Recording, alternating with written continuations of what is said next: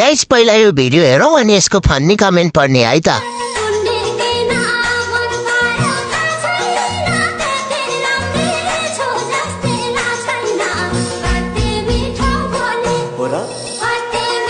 रुको जरा सबर करो। धन्न हेमराज छुट्टीमा बसेको बेला परेछ। भित्र कोही भए टाउकोले टेक्ने गरी धकेलेर सहयोग गरिदिनु पर्यो, धर्म लाग्छ।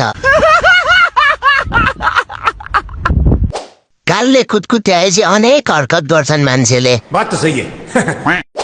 बौलाएपछि चन्द्रेको भाउ आन्द्रेको पनि केही लाग्दैन। सबैले माया गरेर गाली गर्नु होला यो दिदीलाई।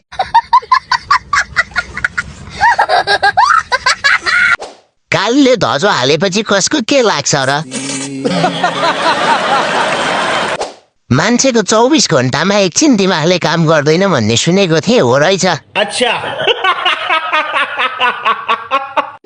मरेको खबर छिट्टै सुन्न पाऊँ, हजुरलाई मेरो शुभकामना। खत्म। Bye bye, tata, good bye.